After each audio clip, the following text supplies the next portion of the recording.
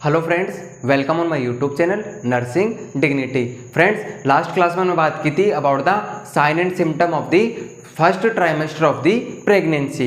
इस वीडियो में हम बात करेंगे about the sign and symptom of the second trimester of the pregnancy, कि जो प्रेगनेंसी का सेकंड ट्राइमेस्टर होता है उसके अंदर हमें कौन कौन से साइन एंड सिम्टम देखने को मिलते हैं उस एनसी या प्रेग्नेंट लेडीज के अंदर। जैसा कि आपको मैंने बताया था लास्ट वीडियो में कि there are 3 trimester of the pregnancy, जिसमें फर्स्ट ट्राइमेस्टर की हमने बात कर ली थी। सेकंड ट्राइमेस्टर जो होता है उसके बारे में हम बात करेंगे। तो जो सेकंड ट्राइमेस्टर होता है इसके अंदर भी हमें देखने को मिलता है subjective data and objective data.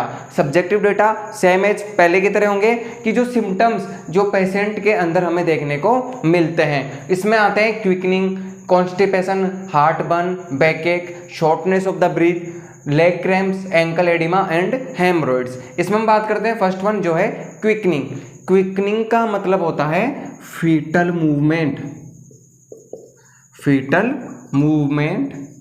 Felt by the pregnant mother. जो प्रेग्नेंट मदर है उसको फीटल मूवमेंट फेल्ट होना स्टार्ट हो जाते हैं, इसे हम बोलते हैं क्विकनिंग। और अब क्वेश्चन आता है कि ये फीटल मूवमेंट स्टार्ट कब होते हैं, तो ये हो जाते हैं 16 से 18 वीक की प्रेगनेंसी पे।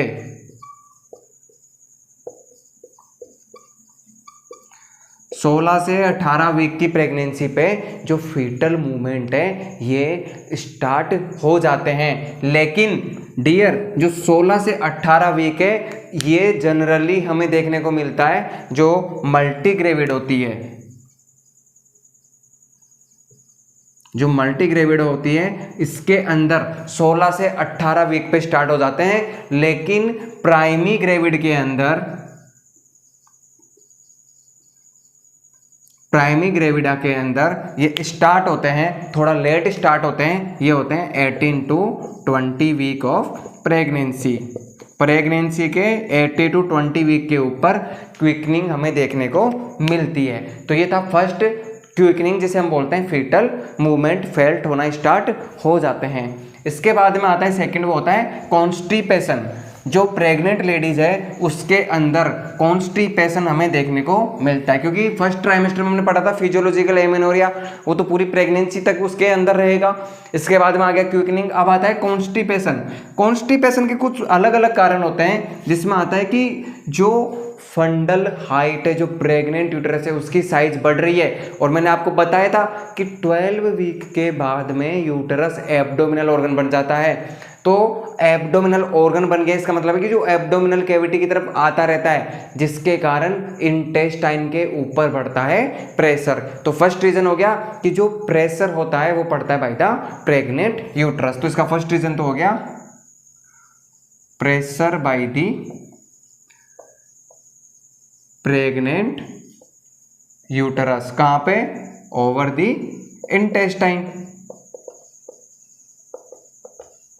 इंटेस्टाइन के ऊपर जो प्रेग्नेंट यूटरस है उसका प्रेशर पड़ता है।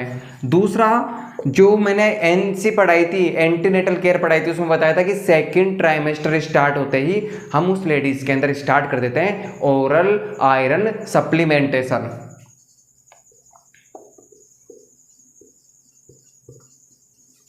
जो ओरल आयरन सप्लीमेंटेशन होता है डियर, तो इसके अंदर जो आयरन है ये कोज करता है कॉन्स्टिपेशन को।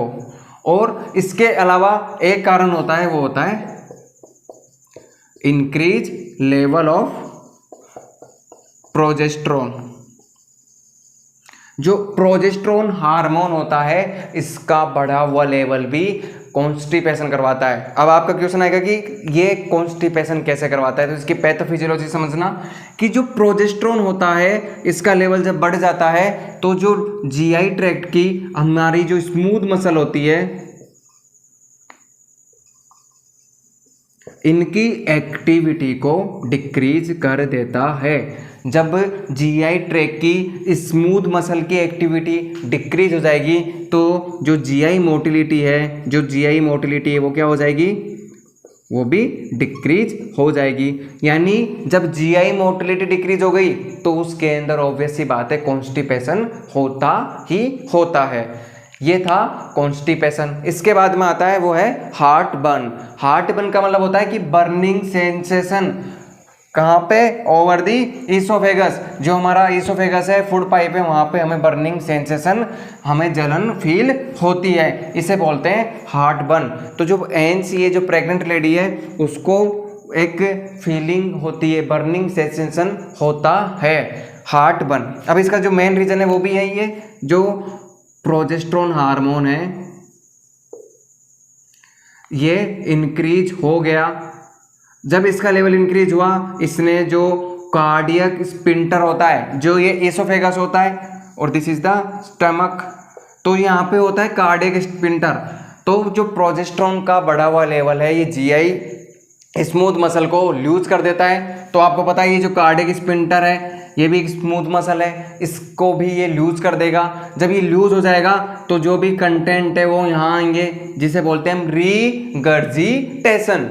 जब रीगर्जिटेशन होगा तो जो जीआई कंटेंट है, जो स्टमक के अंदर कंटेंट है, इसमें प्रेजेंट होता है HCl और गैस्ट्रिक जूस, तो वो भी इसके साथ में ऊपर आएंगे और ये जो म्यूकोजा है उसे डैमेज करेंगे और उसके अंदर फील होता है बर्निंग सेंसेशन। तो हार्ट बर्न हो गया। इसके बाद में आता है कि बैकएक। बैकएक क्यों होता है? क्योंकि जो प्रेग्नेंट लेडीज है उसकी जब यूटेराइन जो फंडल हाइट है वो इंक्रीज होती है डियर, तो उसकी जो लंबर सैक्रल वर्टिब्रा है, जो लंबर है और जो सैक्रल है वो आगे की तरफ फॉरवर्ड होती है। उस कंडीशन को हम बोलते हैं लॉर्डोसिस वाली कंडीशन। इसमें जो लंबर और सैक्रल वर्टिब्रा है इसका फॉरवर्ड कर्वेचर हमें देखने को मिलता है। जब इसका फॉरवर्ड कर्वेचर होगा तो उस प्रेग्नेंट लेडीज के अंदर देखने को मिलेगा बैकएक। और वो बोले कि सर मेरे बैकएक हो रहा है, तो उसका समाधान क्या है? तो उसे हमें बोलना है कि मैडम आपको फ्लैट सरफेस के ऊपर ही लेटना है, आपको फ्लैट सरफेस का यूज करना है और अप्लाई करना है। जो वार्म कंप्रेशन होते हैं, जो गर्म पानी वगैरह होता है, वो आपको यहाँ पे अप्लाई करना है, इसका सेक आपको करना है। और हार्ट बर्न का यदि पूछ ले तो आपको बोलना है कि आपको अपराइट पोजीशन में रहना है और बार बार ईट स्मॉल एंड फ्रीक्वेंटली। थोड़ा खाओ लेकिन बार बार खाओ। कॉन्स्टिपेशन के अंदर भी यही कि हाई फाइबर डाइट आपको खानी है, वही ईट स्मॉल एंड फ्रीक्वेंटली। थोड़ा खाओ लेकिन आप बार बार खाना खाते रहिए। इसके बाद में आता है dear shortness of the breath. जो ब्रीथ है उनकी शॉर्टनेस हमें देखने को मिलती है। इसका रीजन क्या है कि जो यूटेराइन फंडल हाइट है, ये जो फंडल हाइट है ये धीरे धीरे इंक्रीज होती है और आपको पता है यहाँ पे होता है हमारा diaphragm. This is the diaphragm. तो इस डायफ्राम के ऊपर पड़ेगा प्रेशर, प्रेशर पड़ेगा तो उसके अंदर हो जाती है शॉर्टनेस ऑफ दी ब्रीथ। अब इसका उपाय क्या करेंगे? उसे बोलेंगे कि मैडम आपको यूज करनी है सेमी फाउलर्स पोजीशन। जो सेमी फाउलर्स पोजीशन है उसको आपको यूज लेना है। इसके बाद में आता है लेग क्रैम्प्स। उसके पैरों के अंदर क्रैम्प्स आने चालू हो जाते हैं। अब ये क्यों होते हैं?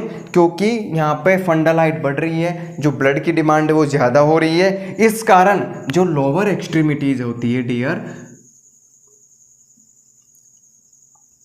लोअर एक्सट्रीमिटीज के अंदर जो ब्लड सप्लाई है वो डिक्रीज हो जाती है। पहला रीजन तो ये हो गया, ब्लड सप्लाई हो गई डिक्रीज, जिस कारण जो सफिशिएंट ब्लड है वो वापस से वीनस रिटर्न नहीं हो पाता है। यानी जो वीनस रिटर्न है वो भी डिक्रीज हो जाता है, जिस कारण से लेग क्रैम्प्स आते हैं और इसी कारण से होता है एंकल इडिमा। मैंने दोनों का आपको साथ में बता दिया है। जो लोअर एक्सट्रीमिटीज है इसका वेनस रिटर्न जो है वो डिक्रीज हो जाता है। जब वीनस रिटर्न डिक्रीज होगा उसके कारण लेग क्रैम्प्स आते हैं और इसके कारण जो लोअर यूटेराइन सेगमेंट है उसके ऊपर भी प्रेशर पड़ता है, उस कारण से उसके अंदर आते हैं लेग क्रैम्प्स। अब इसका क्या उपाय है? उसे बोलना है कि मैम आप जब भी सोएं रेस्ट करें, आपको अपनी जो लेग्स हैं वहाँ पे आपको पीलो लगा लेना है, आपको यूज करना है पीलो लो, ताकि आपके अंदर जो ये लेग क्रैम्प्स है वो आना बंद हो जाए। फिर भी वो आपके पास आती है कि साहब मेरे अभी भी लेग क्रैम्प्स आ रहे हैं, वो नहीं रुक रहे हैं, तो आपको उन्हें बोलना है कि मैडम आप अपने पैर में जो आपका टो है और जो फिट है उसे डॉर्सी फ्लेक्स करें। जब मैंने आपको एनाटॉमिकल जो टर्मिनोलॉजी पढ़ाई थी उसमें बताया था डॉर्सी फ्लेक्शन का मतलब होता है अपनी तरफ लाना। जो ये पैर है उसके जो फिट हैं, जो टो हैं, उन्हें डॉर्सी फ्लेक्स करें अपने बॉडी की तरफ, तो भी ये लेग क्रैम्प से आपको बचाएगी। एंकल एडिमा का मैंने आपको बता दिया कि जो लोअर एक्सट्रीमिटीज है इसकी जो वीनस रिटर्न है वो डिक्रीज हो जाता है, जिसके कारण एंकल एडिमा देखने को मिलता है। हेमरोइड्स भी उसके अंदर हमें देखने को मिलते हैं। क्यों? क्योंकि उसके अंदर जो यूटेराइन फंडल हाइट है वो इंक्रीज हो रही है। तो जो प्रेग्नेंट यूटरस है उसका जो पेल्विक है, जो पेल्विक वेन्स है, उनके ऊपर भी प्रेशर पड़ता है और वो धीरे धीरे धीरे धीरे छोटी छोटी जो वेसल्स होती है वो रप्चर हो जाती है और हेमरोइड्स हो जाता है। दूसरा कारण आप खुद बताएंगे, इन्हीं के अंदर मैंने आपको पढ़ाया है, क्या हो सकता है? क्योंकि उसके अंदर हो रहा है constipation.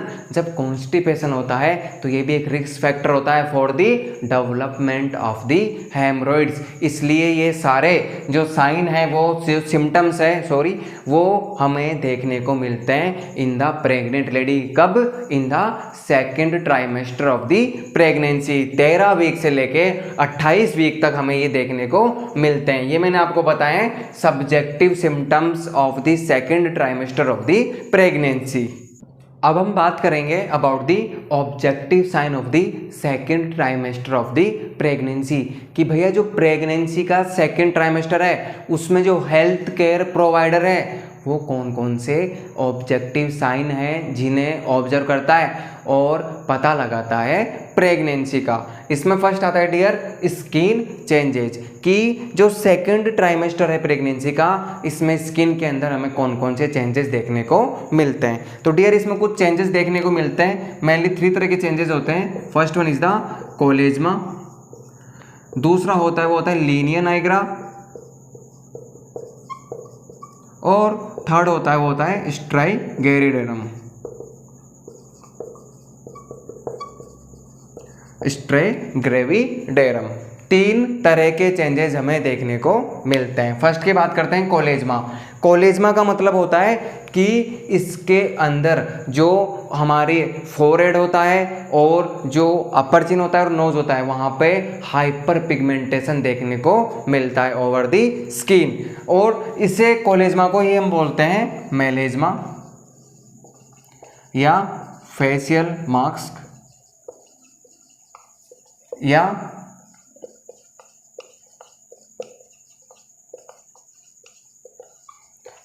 Balochi tan facial skin. कुछ एग्जाम में ये क्वेश्चन पूछा गया है कि कोलेजमा को हम बोलते हैं मेलेजमा या फेशियल मास्क या ब्लोची टैन फेशियल स्किन। जो कोलेजमा होता है ये दिखना स्टार्ट होता है 24 week of the pregnancy.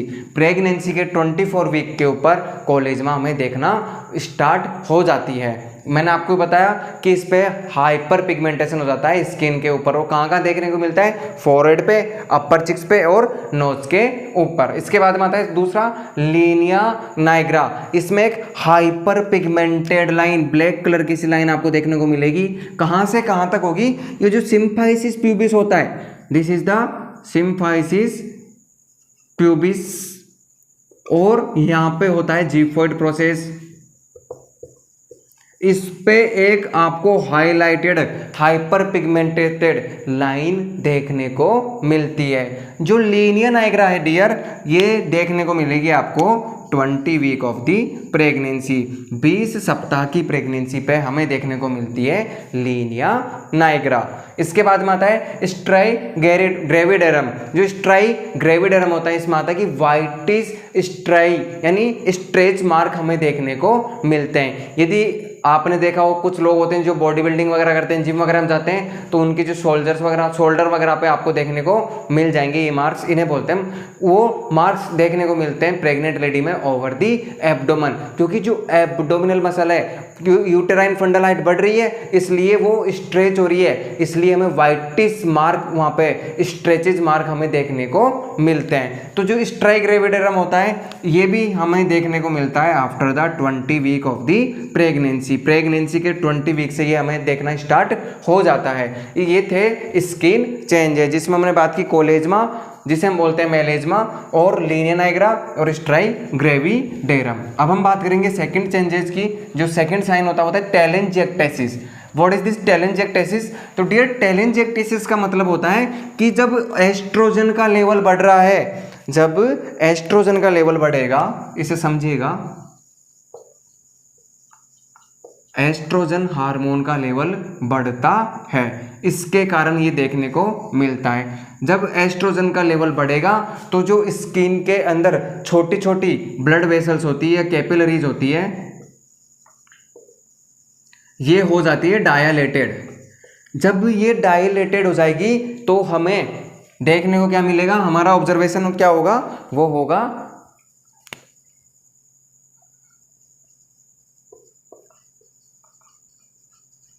Red haemorrhagic marks. जो हमारी स्किन है इस पे हमें देखने को मिलता है रेड हेमरेजिक मार्क, जो कि होते हैं स्मॉल, छोटे छोटे रेड हेमरेजिक मार्क देखने को मिलते हैं। कहाँ कहाँ पे देखने को मिलते हैं? ये हमें देखने को मिलते हैं ओवर दी फेस, फेस पे देखने को मिलेगा, नेक पे देखने को मिलेगा, और जो हमारी आर्म्स हैं वहाँ पे देखने को मिलता है, और लेग्स के ऊपर ये रेड हेमरेजिक मार्क, ऐसे छोटे छोटे धब्बे लगेंगे, हमें लगेगा अंदर कोई हेमरेज हो गया है, लेकिन वो होता है जो ब्लड कैपिलरीज होती है, जो ब्लड वेसल्स होती है वो डायलेटेड हो जाती है। क्यों? Due to the increase level of the progesterone hormone. इसे हम बोलते हैं टेलेंजिएक्टेसिस। इसके बाद में आता है इंपॉर्टेंट जो है ब्रेस्ट चेंजेस, कि जो ब्रेस्ट हैं उनके अंदर क्या क्या चेंजेस देखने को मिलते हैं। तो ब्रेस्ट के अंदर हमें कुछ चेंजेस देखने को मिलते हैं, वो मैं आपको बताता हूँ। जो फर्स्ट चेंजेस होता है ब्रेस्ट के अंदर देखने को मिलता है वो होता है कि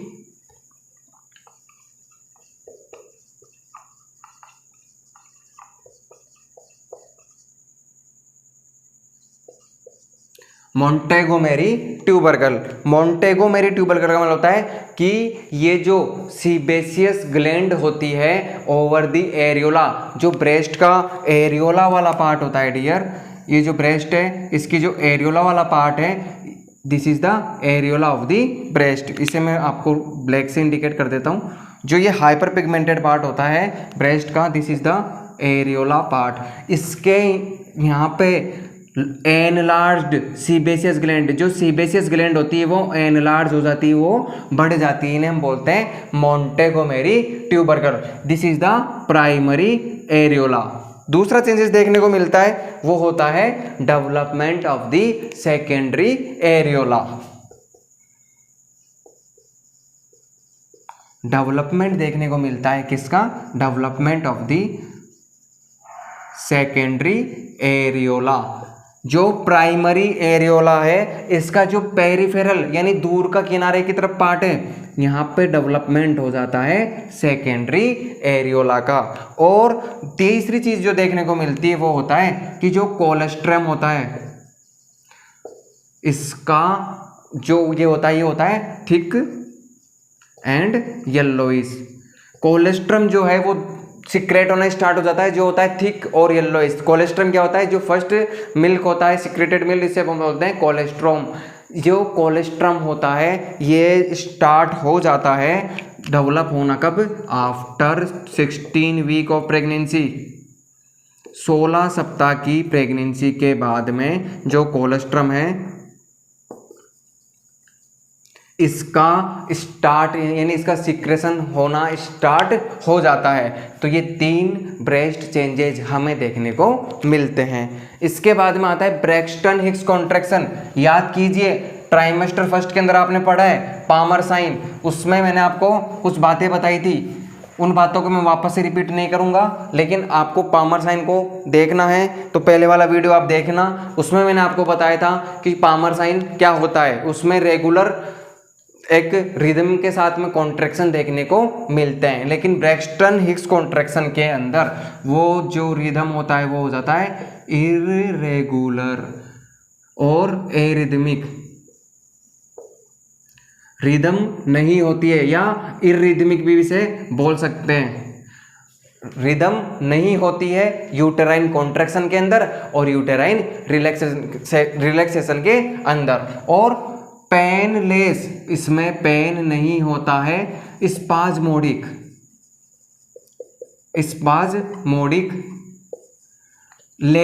हमें यूटेराइन कॉन्ट्रैक्शन देखने को मिलते हैं, लेकिन विदाउट द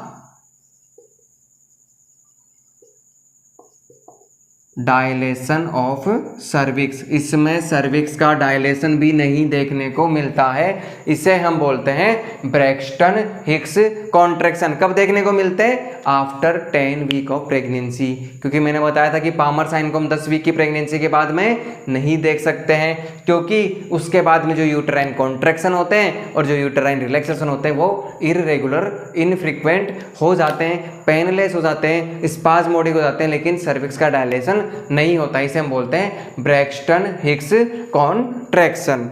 इसके बाद में आता है ब्लोटमेंट। ब्लोटमेंट का मतलब होता है, दो तरह के ब्लोटमेंट हमें देखने को मिलते हैं। जो ब्लोटमेंट होता है इसमें हमें दो तरह के ब्लोटमेंट देखने को मिलते हैं। जो ब्लोटमेंट होता है, देयर आर 2 टाइप ऑफ ब्लोटमेंट। जो दो तरह के ब्लोटमेंट है वो हमें देखने को मिलते हैं।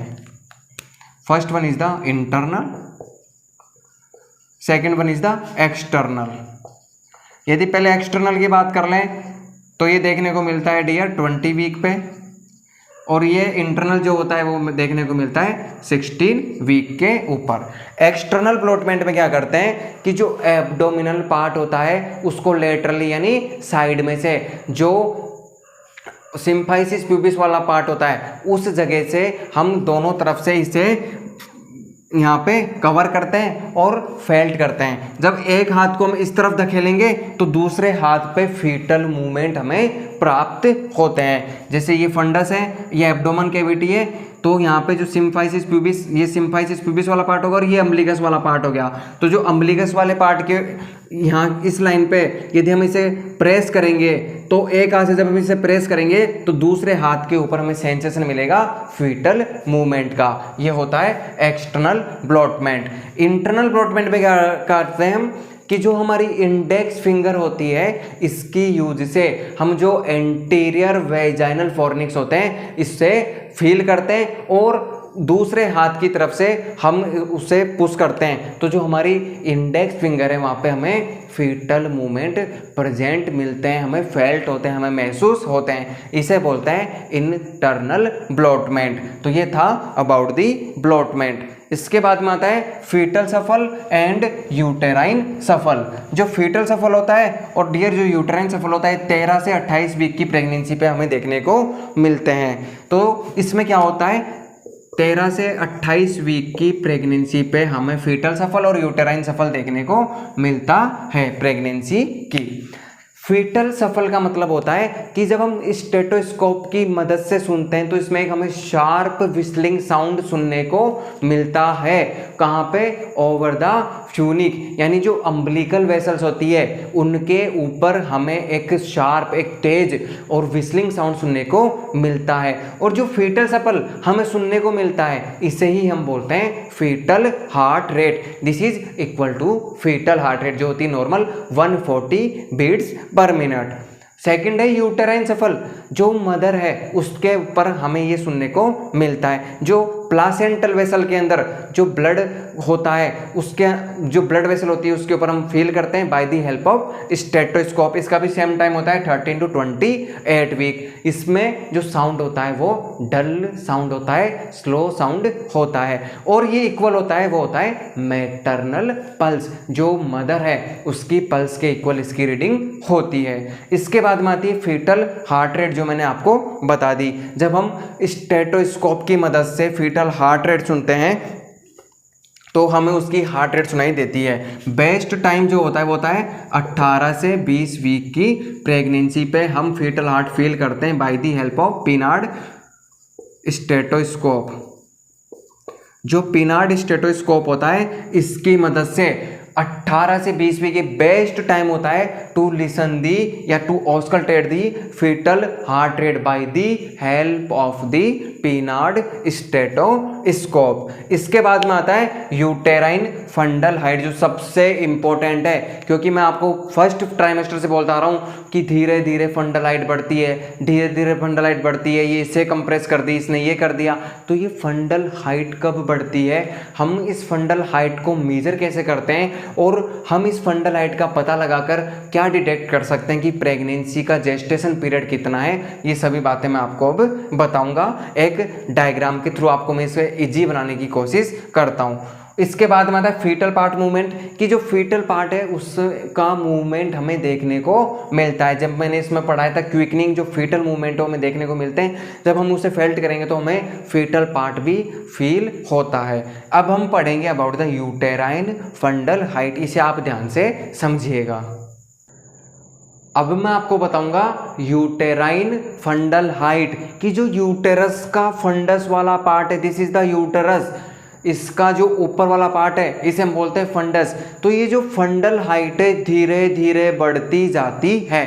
मैंने आपको डायग्राम के अंदर इजी वे में समझाने की कोशिश की, इसको ध्यान से समझना, बहुत इजी है। ये है सिम्फाइसिस प्यूबिस, यहाँ पे मैंने माना है अम्बिलिकस, और यह है जीफॉइड प्रोसेस। यहाँ तक डियर अपना जो प्रेग्नेंट लेडीज है उसके जो यूटेरस के फंडस की हाइट होती है वो इंक्रीज होती है। मैंने आपको बताया था कि 12 वीक से पहले जो यूटेराइन फंडल हाइट होती है, जो यूटेरस होता है वो पेल्विक ऑर्गन होता है, यानी ऑब्वियस सी बात ही होगा just below the symphysis pubis. जो सिम्फाइसिस प्यूबिस है इससे नीचे होता है कब, before the 12 week of the pregnancy. फिर 12वें सप्ताह पे ये आती है हाइट बढ़ के सिम्फाइसिस प्यूबिस के लेवल तक, तो इसे हम बोलेंगे 12 वीक पे at the level of symphysis pubis. अब आपने 12 का याद कर लिया, अब एक आप याद कर लीजिए कि 24 वीक पे जाएगी ये अम्बिलिकस के ऊपर। 12 को मल्टीप्लाई कीजिए 12 से, 12 इंटू 2 24, और 12 इंटू 3 ये हो जाते हैं 36 वीक पे चली जाती है जीफॉइड प्रोसेस पे। तो पहले आपको ये याद करना है कि 12 वीक पे सिम्फाइसिस प्यूबिस पे, और इससे 12 दूनी 24 पे चली जाएगी ये अम्बिलिकस पे, और 36 पे चली जाएगी ये जीफॉइड प्रोसेस। 3 आपको इजीली याद हो गए, 12 से पहले का मैंने बता दिया, 4 तो फंडल हाइट आपको अभी तुरंत याद हो गई। अब आप देखिए कि 12 वीक के बाद में ये जाती है 16 वीक। अब इसमें 4 आप जोड़ते जाइए। 16 वीक के ऊपर जो हाइट होती है वो होती है बिटवीन दी सिम्फाइसिस प्यूबिस और अम्बिलिकस। 16 वीक आपने जोड़ लिया, तो 12 वीक पे था सिम्फाइसिस प्यूबिस के लेवल पे, इसके बाद में 16 वीक पे चली जाती है बिटवीन द सिम्फाइसिस प्यूबिस और अम्बिलिकस। अब इसमें 4 और जोड़ दीजिए। 20 वीक का आपको थोड़ा सा याद रखना है कि 20 वीक पे ये पहुंचती है 1 सेंटीमीटर बिलो दी अम्बिलिकस। जो अम्बिलिकस है इससे 1 सेंटीमीटर नीचे तक यूटेराइन फंडल हाइट पहुंच जाती है, कब, 20 वीक की प्रेगनेंसी पे। फिर इसमें आप 4 और जोड़िए तो 22 से 24 वीक पे पहुंच जाती है अम्बिलिकस पे, जो मैंने आपको पहले याद करवा दिया है। अब आपको समझना है कि ये जो अम्बिलिकस और जीफॉइड प्रोसेस है इसमें थोड़े चेंजेस हैं। इसके मैंने 3 टुकड़े कर लिए, ये 1/3 है, ये 2/3 है, और ये 3/3 है। अब इसमें यदि मैं अम्बिलिकस से जीफॉइड प्रोसेस की तरफ चलूंगा तो ये 1/3 होगा, या फिर ये 2/3 होगा। लेकिन जब जीफॉइड प्रोसेस से मैं काउंटिंग करूंगा डियर तो ये उल्टा हो जाएगा ना इसका। जीफॉइड प्रोसेस से अम्बिलिकस की तरफ आएंगे तो ये फर्स्ट वाला पार्ट है, तो ये 1/3 पार्ट है और ये 2/3 पार्ट है। अब 24 वीक पर आ गए हम।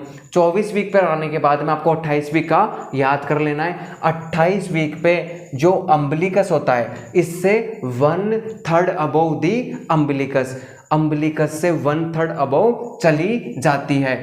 और यदि जीफॉइड प्रोसेस की तरफ से देखूंगा तो 2/3 बिलो दी जीफॉइड प्रोसेस। इस चीज को आपको समझना है, एकदम ईजी है, क्योंकि यदि अम्बिलिकस से जी फूड प्रोसेस की तरफ चलेंगे तो ये फर्स्ट 1/3 हो गया, फिर ये 2/3 होगा, लेकिन जी फूड प्रोसेस से आएंगे तो ये ऊपर वाला इसका 1/3 होगा और ये 2/3 होगा। तो यदि अम्बिलिकस से ऊपर पूछा तो 1/3 अबव द अम्बिलिकस, या जी फूड प्रोसेस से पूछ ले तो जी फूड प्रोसेस हो गया ये 2/3, लेकिन below the xiphoid process या एंसिफॉर्म कार्टिलेज कब?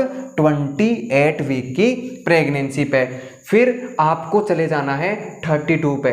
32 पे जो हाइट होती है वो होती है between the umbilicus and xiphoid process, xiphoid process और अम्बिलिकस के बीच में होती है। लेकिन 30 वीक पे आपको याद रखना है जो हाइट होती है वो होती है between the umbilicus and xiphoid process.